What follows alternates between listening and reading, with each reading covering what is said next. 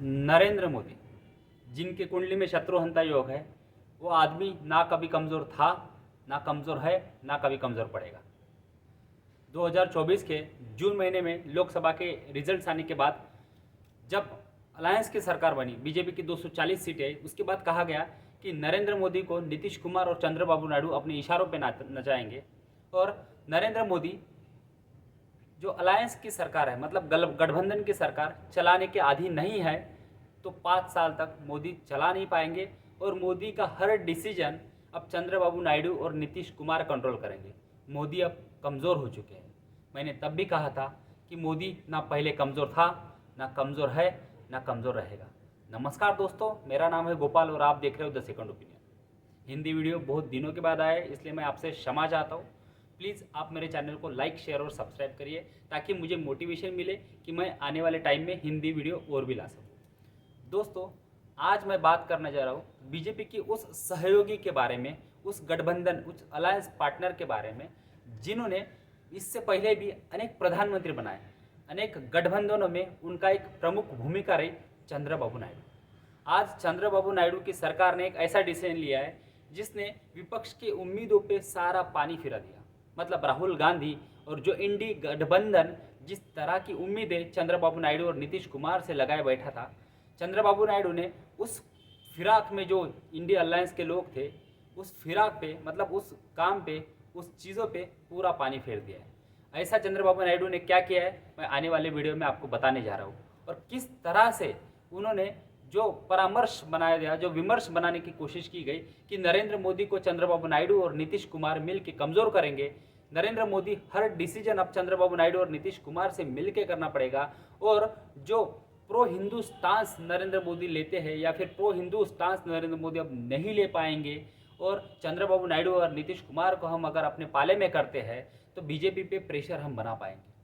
सबसे पहले बात शुरू हुई 2024 में लोकसभा के रिजल्ट्स आने के बाद कि होम मिनिस्ट्री, फाइनेंस मिनिस्ट्री, ये मिनिस्ट्री, वो ministry, urban development ministry, roadways ministry, सारी मिनिस्ट्री नीतीश कुमार और रेलवेज मिनिस्ट्री नीतीश कुमार और चंद्रबाबू नायडू मांगेंगे।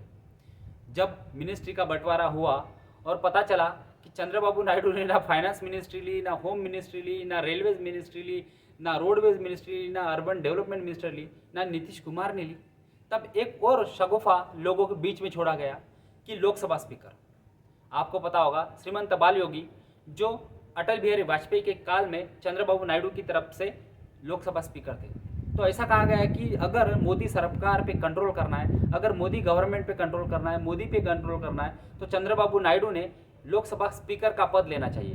जो सवेरे 9 बजे भोंगा महाराष्ट्र की राजनीति में संजय राउत के नाम पे बजता है, जो पत्रकारों पे थूकते हैं, लेकिन वो पत्रकार थूके हुए जो थूक संजय राउत की है वो चाटने के लिए और आगे निकलते हैं। वो पत्रकार दिन भर चलाते रहे कि लोकसभा स्पीकर, लोकसभा स्पीकर, जो संजय राउत चलाते रहे कि लोकसभा स्पीकर में अगर चंद्रबाबू नायडू अपना कैंडिडेट खड़ा करते तो चंद्रबाबू नायडू की पार्टी को हम सपोर्ट करेंगे और चंद्रबाबू नायडू का स्पीकर बनेगा। तो दोस्तों, वो जो उम्मीद विपक्ष बांधे हुए रखा था, मोदी ने उस पर भी पानी फेर दिया। चंद्रबाबू नायडू ने ना स्पीकर मांगा, चंद्रबाबू नायडू ने ना डिप्टी स्पीकर का पद मांगा। और बीजेपी के जो ओम बिरला 2019 से 24 के बीच में जो स्पीकर थे, वही फिर से दोबारा स्पीकर चुने गए और चंद्रबाबू नायडू खुश भी थे, क्योंकि चंद्रबाबू नायडू की प्रमुख या मतलब उनके जो प्रमुख रीजन्स है या फिर उनकी जो प्रायोरिटीज़ है वो अलग है। आज हम बात करेंगे कि चंद्रबाबू नायडू ने ऐसी क्या चीज़ें की जिससे जो विपक्ष था, उसका जो विमर्श था, उसके ऊपर उन्होंने सारा पानी रायता फैला दिया। तो सबसे पहली बात उन्होंने की, आंध्र प्रदेश में जितने भी मंदिर है उन सारे मंदिरों को गवर्नमेंट ऑफ आंध्र प्रदेश 10 लाख रुपए देगी। हाँ दोस्तों, महाराष्ट्र में नहीं, बीजेपी स्टेट भी ऐसा करने के लिए 10 बार सोचेगी। लेकिन चंद्रबाबू नायडू, जिनको पता है कि उनकी वोट बैंक मुस्लिम भी है, उन्होंने स्ट्रांग डिसीजन लिया। जो डिसीजन बीजेपी को अलग अलग राज्यों में लेना चाहिए था लेकिन बीजेपी नहीं ले पाई, वो चंद्रबाबू नायडू ने लिया कि आंध्र प्रदेश में जितने भी मंदिर है उन सारे मंदिरों को गवर्नमेंट ऑफ आंध्र प्रदेश 10 लाख रुपए पर मंदिर देगी। उसने अच्छे तरह से मंदिरों का जीर्णोद्धार होगा, अच्छे तरह से डेवलपमेंट हो पाएगा। दूसरी बात, मंदिर के हर पुजारी को 15,000 रुपये महीना गवर्नमेंट ऑफ आंध्र प्रदेश देगी। हाँ दोस्तों, आंध्र प्रदेश के हर मंदिर के पुजारी को 15,000 रुपये महीना गवर्नमेंट ऑफ आंध्र प्रदेश देगी। उसके बाद मंदिर में जो नाई काम करते हैं, मंदिर में जो नाई काम करते हैं, उन नाई की कम से कम तनख्वाह 25,000 रुपये पर मंथ होगी।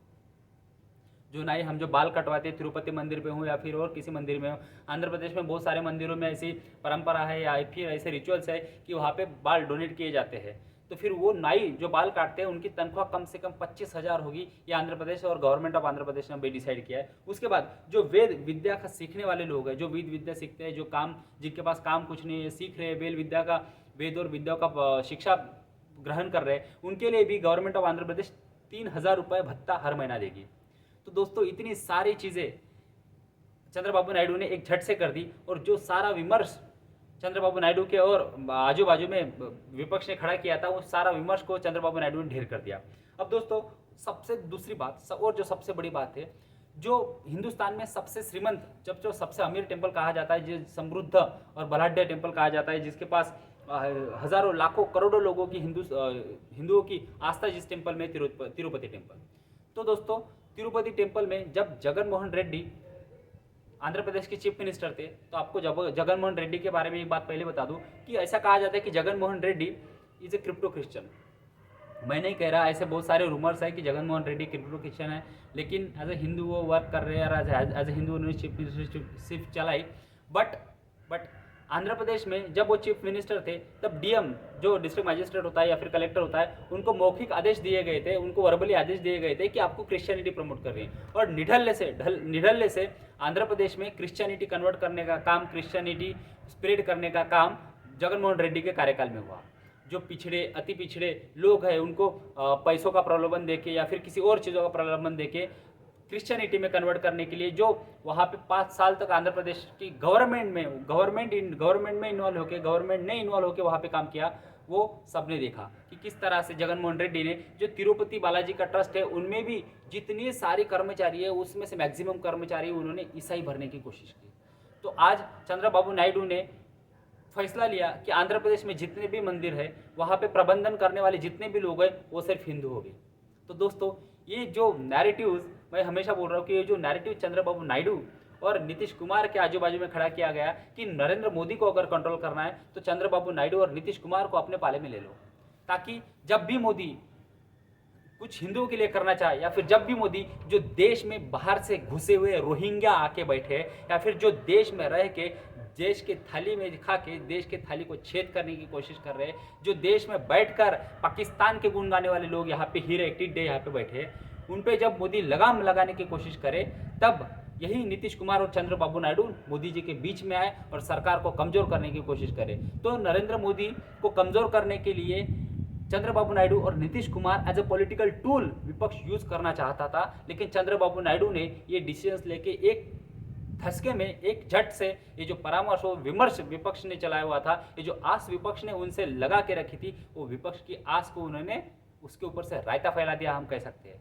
दोस्तों जिस तरह से गवर्नमेंट फंक्शन कर रही है, जून में ये गवर्नमेंट बनी, और जिस तरह से सपोर्ट नीतीश कुमार और चंद्रबाबू नायडू ने नरेंद्र मोदी को उसके बाद से दिया है, ऐसा लग ही नहीं रहा है कि नरेंद्र मोदी की 240 सीट आई है और एनडीए का बहुमत आया है। अभी भी लग रहा है कि जिस तरह से फैसले नरेंद्र मोदी ले रहे हो, इलेक्शन होने के बाद सबसे पहली विजिट अगर उन्होंने की तो रशिया में की, विदेश नीति हो, गृह नीति हो, वक्फ बोर्ड बिल भी गवर्नमेंट ऑफ इंडिया ने, अभी मोदी जी नहीं लाया है। नीतीश कुमार और चंद्रबाबू नायडू ने उस बिल को भी सपोर्ट किया है। आपने देखा, जब भले ही वो जॉइंट पार्लियामेंट्री कमेटी के पास गया है, कभी ना कभी पार्लियामेंट में आके वो पास होगा ही होगा, आज नहीं तो कल होगा ही होगा। लेकिन जिस तरह से सपोर्ट ये लोग कर रहे हैं, तो ऐसा लग ही नहीं रहा है कि बीजेपी की 240 सीट आई है और नीतीश कुमार और चंद्रबाबू नायडू के भरोसे सरकार चल रही है।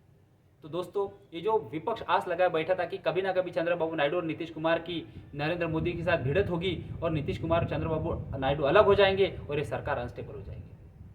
दोस्तों चंद्रबाबू नायडू और नीतीश कुमार लीगेसी छोड़ना चाहते हैं। चंद्रबाबू नायडू और नीतीश कुमार इस सरकार को अनस्टेबल करके लोगों को ये नहीं दिखाना चाहते कि भाई हम सिर्फ अपने स्वार्थ के लिए इंडिया में अनस्टेबिलिटी लाई, इंडियन गवर्नमेंट में अनस्टेबिलिटी हमने लाई।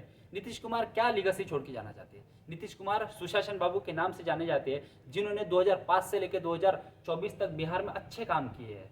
ऐसा कहा जाता है कि Nitish Kumar is non corrupt person. Nitish Kumar वो व्यक्ति है जिन्होंने अपने कभी भी परिवारवाद को बढ़ावा नहीं दिया। उनका कोई भी परिवार का सदस्य पॉलिटिक्स में नहीं है। नीतीश कुमार एक क्लीन छवि के इंसान है जिसे सुशासन बाबू कहा जाता है, तो वो वही लीगेसी छोड़ के जाना चाहते हैं और उन्हें पता है कि अगर नरेंद्र मोदी को अनस्टेबल करेंगे तो इंडिया गठबंधन में कुछ नहीं मिलने वाला। आज वहाँ पे बिहार में वो चैन से मुख्यमंत्री रह सकते हैं और बिहार में जो चाहिए वो मिल सकता है। जो इस बजट में अपन ने देखा कि बिहार के लिए सरकार ने तिजोरी के ताले खोल दिए, तिजोरी के द्वार खोल दिए। वही चीज़ आंध्र प्रदेश में चंद्रबाबू नायडू की है। चंद्रबाबू नायडू को अपने जो लड़के हैं नरा लोकेश, उनको पॉलिटिकली सेटल करना है। अगर नरा लोकेश को पॉलिटिकल सेटल करना है तो वो कांग्रेस के साथ जाके नहीं हो सकता है, क्योंकि कांग्रेस, उनको पता है कि जिस तरह से तेलंगाना में टीआरएस को कांग्रेस नहीं खा लिया, उस तरह से एक दिन कांग्रेस उनके वोट बैंक पे भी कब्जा करेगी, क्योंकि कांग्रेस, मुस्लिम मतदार कांग्रेस का पारंपरिक वोट बैंक है कहा जाता है। तो दोस्तों, सबसे ज़्यादा खतरा अगर चंद्रबाबू नायडू को किससे है तो वो कांग्रेस से है। तो चंद्रबाबू नायडू कभी नहीं चाहेंगे कि मैं मोदी की गवर्नमेंट अनस्टेबल करूं, क्योंकि जब जब वो सरकार में आए तो जब वो इंडिया का हिस्सा रहे तब ये सरकार में रहा है।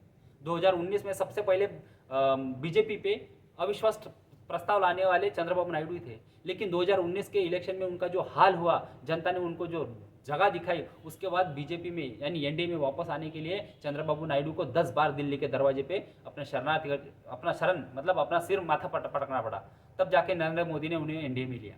तो दोस्तों, चंद्रबाबू नायडू को अगर नारा लोकेश को सेटल करना है, अमरावती को बिल्ड करना है, आंध्र प्रदेश को बिल्ड करना है, तो चंद्रबाबू नायडू ना मिनिस्ट्री के झंझल में पड़ेंगे ना कुछ, वो आंध्र प्रदेश देखेंगे, चीफ मिनिस्टर, और उन्हें अच्छा मान सम्मान दिल्ली में मिलेगा, यही वो चाहेंगे।